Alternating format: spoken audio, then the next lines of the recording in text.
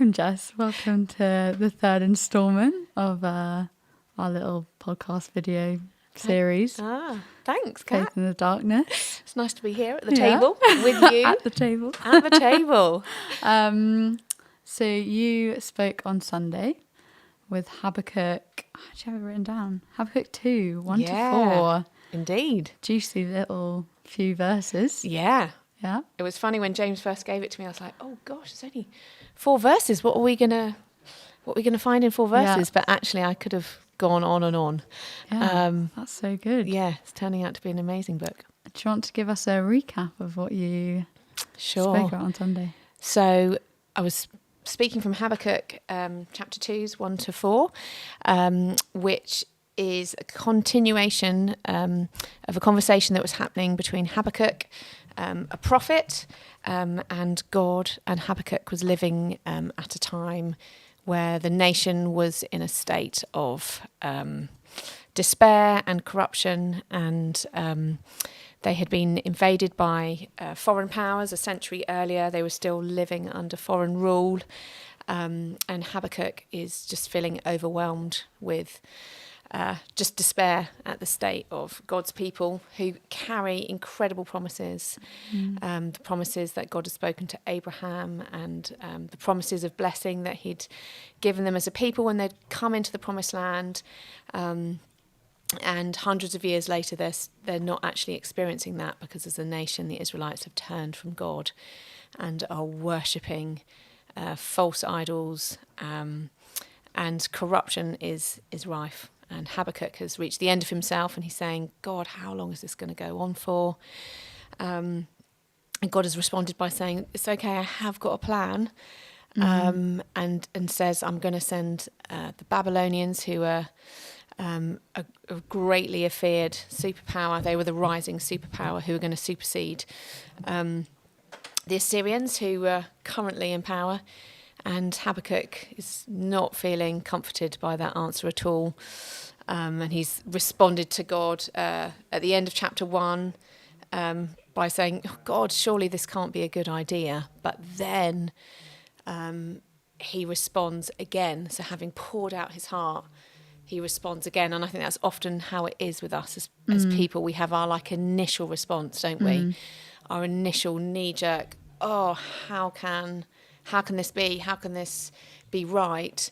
But our first responses aren't always our deepest responses. Yeah. And actually at the start of chapter 2, Habakkuk, you really begin to see sort of the depth of Habakkuk's heart. And he talks about standing at his watch and stationing himself and watching and waiting for God to speak, with the expectation that God will speak to him again. So he hasn't understood what God has said so far, but he's expecting God to speak to him again. So I was talking about waiting with expectation, and then God actually replies to Habakkuk. Habakkuk, having said, "Okay, I'm going to stand, I'm going to watch, I'm going to wait to see what you're going to say." God then responds by saying, "Well, write down what I'm going to say to you, because you now need to wait some more."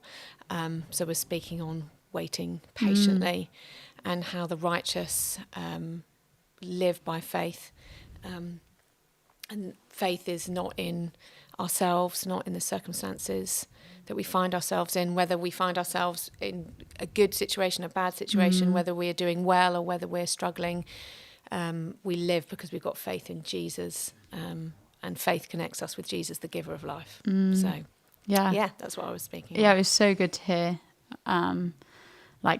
the example of Habakkuk with waiting expectantly and then waiting patiently. And I like that you brought in be still and know God, know him. And I think sometimes when we wait, we have that head knowledge, but we don't have the heart knowledge. And I think that really hit me.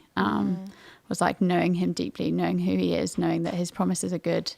And that's going to continue no matter what circumstance I'm in at this point in time. And I think that is it, Kat, isn't it? It's about knowing who it is that is speaking to you. And I didn't actually share this in the end, but when I'd kind of been preparing, had looked at the story in John, where Jesus, it's the Last Supper, and Jesus is washing his disciples' feet, and Peter objects to it because it was servants that washed feet, so it was a really unpleasant job. So he was objecting to the fact that Jesus was sort of humbling himself in this way, and Peter says to Jesus, "Are you going to wash my feet?" When Jesus comes to him, and Jesus says, "You don't realise now what I am doing, but later you will understand."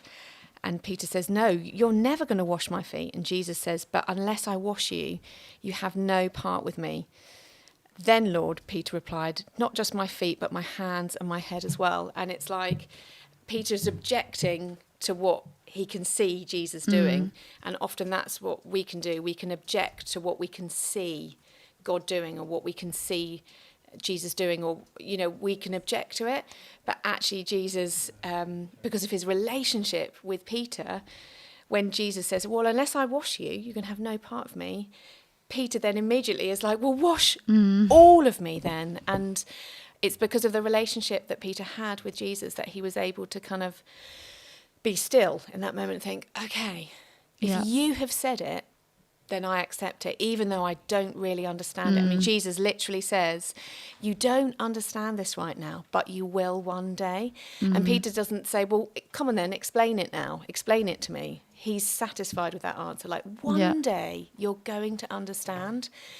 And that speaks of, actually, Peter knew Jesus. He knew his heart. He knew that he was for him. So he was able to kind of rest in. So that feels like, that's obviously not an example of hardship, but it's just an example of knowing who it is that is speaking to you.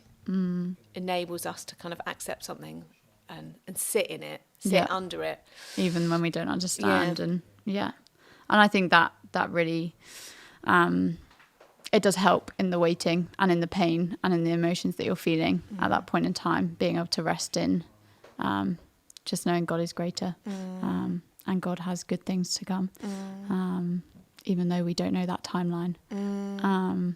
Is there anything on Sunday that you were like, kind of wish time wasn't running out because I want to say some more things? Was there anything that, or came to you later that you'd like to say?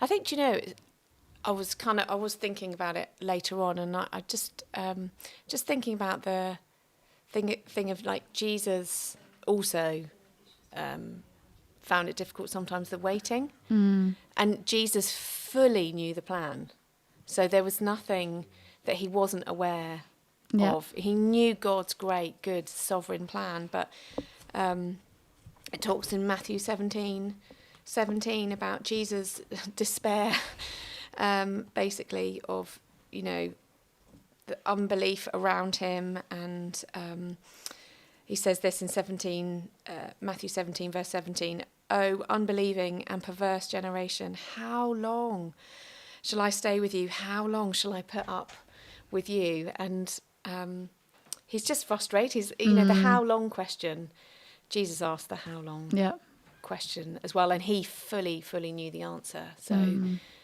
I think just that thing of, it's okay to ask that question. We're in good company when we ask that how long question, but it is just coming back again and again to just the goodness of God, and I really think it's not a head thing as well. It's so important that we understand that, Jesus is with us. Like, that's one of his names, talked about, the names of God. I am, be still and know I am God. Yahweh, the Lord, I am. God was and is and will come. But one of the names of, so we talked about as well, like Jesus, it literally means I am saves. Obviously, another name for Jesus is Emmanuel, God with us, that he is with us. And just the place that there is just for our raw emotions, just coming to God, just as we are, however we are, and expecting God to come and meet with us. It's so important that we create space for that. Sometimes we just want to find answers and, fix things ourselves, but actually just coming to God with our grief is really, really important. That could be putting on worship music and just weeping. Yeah. Just pouring our heart out to God. It's so important to do that because he is with us, but I think it's in our opening up that, there's that expression, isn't there? Disclosure begets disclosure.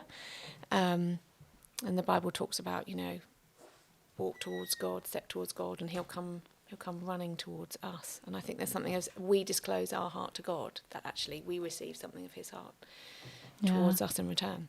Yeah, that's so good. I think it's so encouraging reading Habakkuk, reading that the encounter that Habakkuk has, and that conversation of like the initial raw emotions, but also we read and we discover a bit more about Habakkuk's character, and how much he does, like he trusts God in that. So yeah, thanks, Jess. Yeah, thanks for Kat. coming and having a conversation. Yeah, it's a pleasure. Furthering it. Great to hang out at the table with you. Oh yeah. We'll be back again next week with Lizzie. Fantastic. Great. Great.